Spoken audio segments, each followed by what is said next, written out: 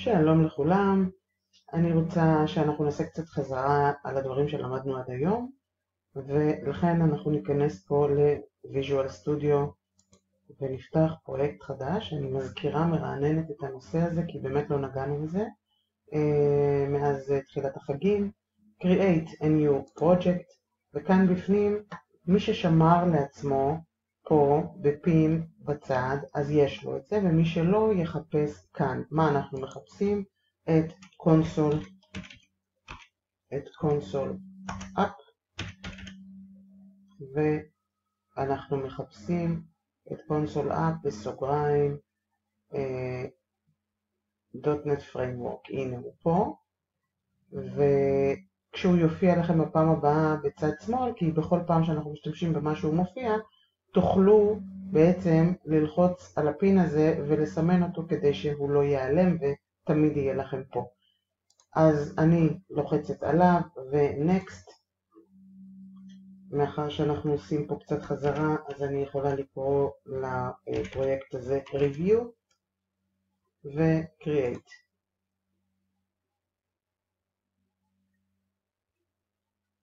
הכנסנו פנימה, אני אקטין קצת את הגודל, ומה שאנחנו רואים פה זה בצד ימין חלונית שנקראת Solution Explorer. מי שלא רואה את זה יכול להיכנס ל-View ופה לחפש את Solution Explorer והחלונית הזאת תיפתח.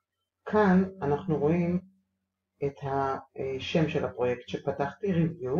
יש פה כל מיני קבצים שאני לא מתעניינת בהם, אני מתעניינת בפרוgram.cs, program.c# בעצם. והנה הוא פתוח לי כאן, ובואו נזכר מה למדנו. למדנו שאנחנו יכולים לכתוב אל המסך, כלומר לעשות פקודת פלט. שימו לב שכשאני שמה כאן את ה// זה הופך להיות הערה מאותו רגע ועד סוף השורה. אז פקודת פלט, כתיבה אל המסך, console.writeline, הנה יש לי פה את הוא אפילו ממשיך לי את זה, ובתוך סוגריים אני יכולה לכתוב משהו שיכתב אל המסך, לדוגמה Hi everybody. אם אני רוצה שזה ייכתב כפי שזה, אני מוכרחה לשים גרשיים לפני אחרי, אחרת הוא לא ידע מה אנחנו בעצם כתבנו בפנים ויחשוב שזה שם של משתנה.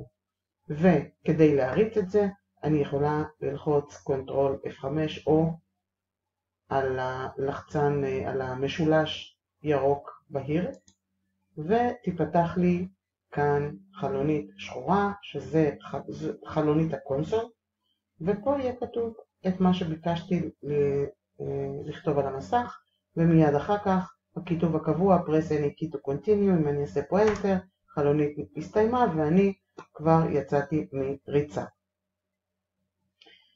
מן הסתם אפשר לא רק טקסט כזה להדפיס, אלא גם ערכים של משתנים. אפשר גם לעשות חיבור באותם סוגריים, גם טקסט וגם משתנים, ואת כל הדברים האלה ראינו. תזכורת למשתנים, בואו נראה משתנים. דיברנו על מספר סוגים. הסוג השכיח שאנחנו משתמשים בו בעצם כל הזמן זה האינט והדאבל. אינט זה מספר שלם, אני קובעת איזשהו שם, יש כללים לשמות, שם חייב להתחיל באות. ב-C# שם של משתנה אנחנו לפי הסטנדרט כתיבה מתחילים אותו באות קטנה, וניתן לאחר האות או אותיות להשתמש גם בספרות וללא רווחים. אז נניח שאני אקרא למשתנה הראשון שלי משתנה X,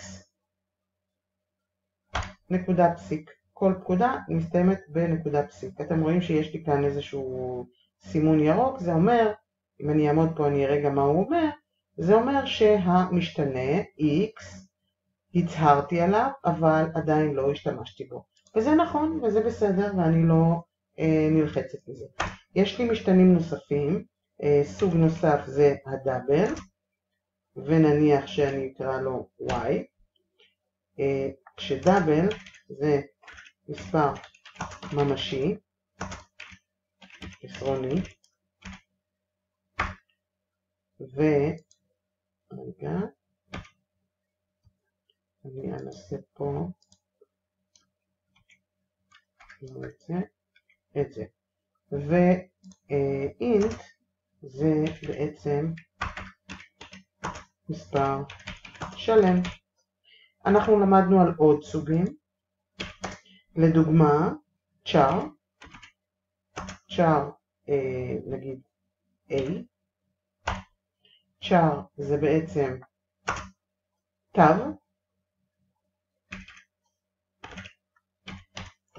זה יכול להיות לדוגמה, אני אתן פה ערך, גרש, ונגיד אות, או מספר, או כל סוג אחר של תווים שנמצאים לי על המקלדת. אז נניח שאני אעשה פה A גדולה. בדאבל אני כבר אכניס 4.5, ובמספר השלם אני אכניס 8.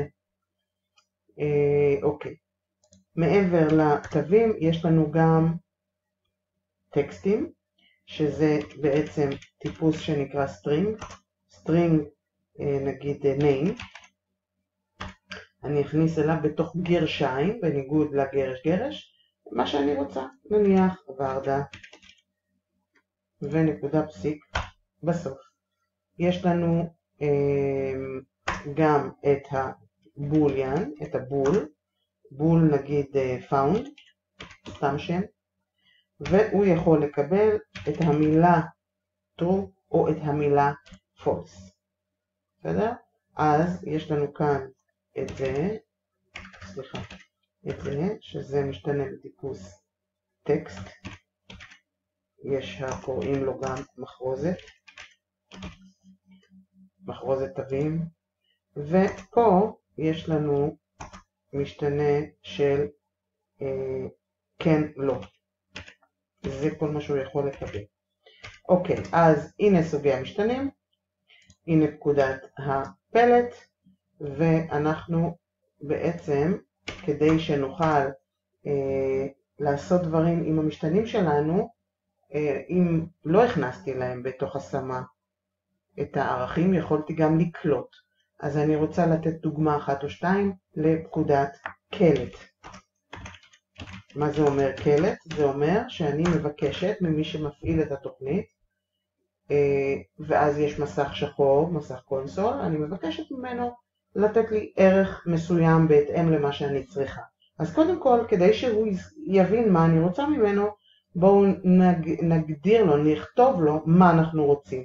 כדי שאני אכתוב לו על המסך מה אני רוצה, אני צריכה להשתמש בפקודת פלט, CW וטאב, ייתן לי כבר את הפקודה, console write line, ואני אכתוב לו please enter a number.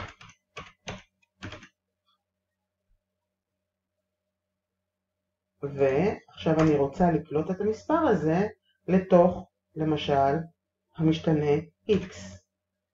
אז x מקבל, פה אני רוצה לכתוב את פקודת הקלט.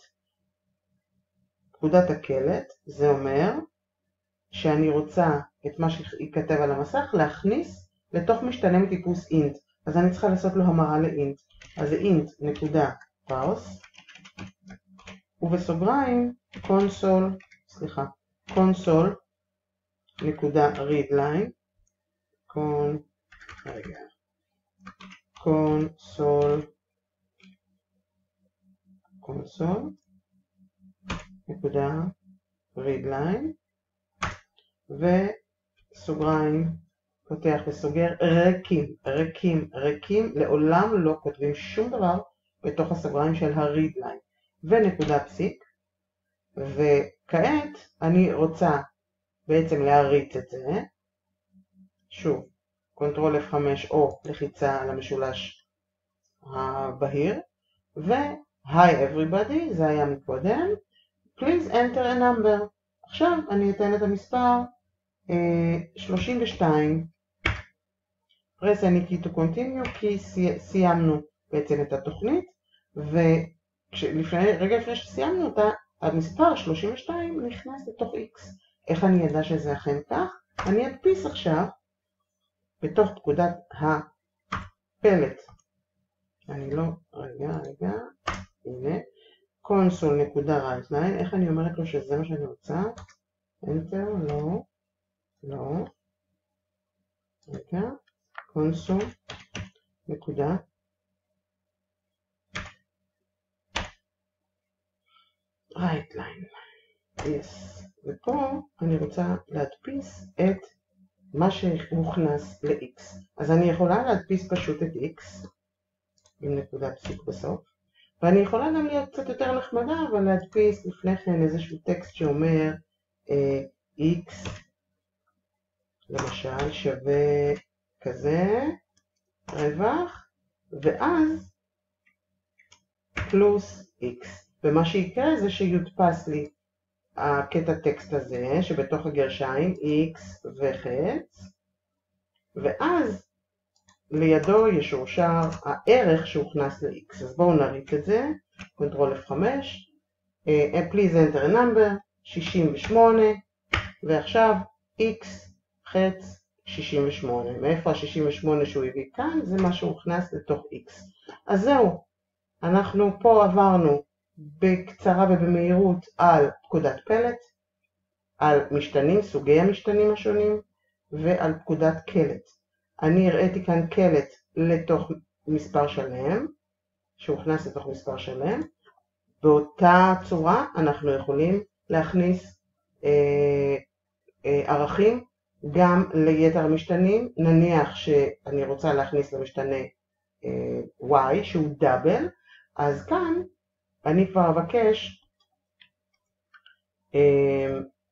נגיד שאני אכתוב console.writeline, ופה please enter a real number, כלומר מספר ממשי, כלומר מספר עשרוני, ואז לתוך y, הפעם int, לא int, סליחה, דאבל,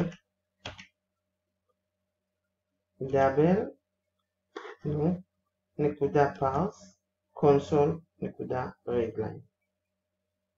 ואני אוכל להדפיס כאן console.writeline את, נגיד, y קיבל את פלוס y. וככה אני אוכל לראות מה בעצם הוכנס כאן.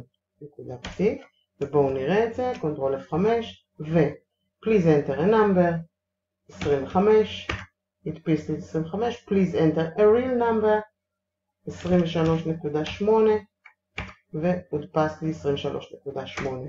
באותה צורה אתם תעשו עבור כל אחד מהסוגי משתנים האלה. אם אני רוצה לתוך int אז אני אעשה int.parse console.readline, אם אני רוצה לתוך double אז double.parse console.readline, אם אני רוצה לתוך char אז char.parse או bool.parse, וסטרינג, בשביל סטרינג אני לא צריך לעשות המרה, כי סטרינג זה טקסט, ובעצם כל מה שכתוב על מסך הקונסול השחור הוא בבחינת טקסט בעצמו. אז זהו, עד כאן לגבי פלט, משתנים וקלט. מיד נתראה גם בסרטון הבא.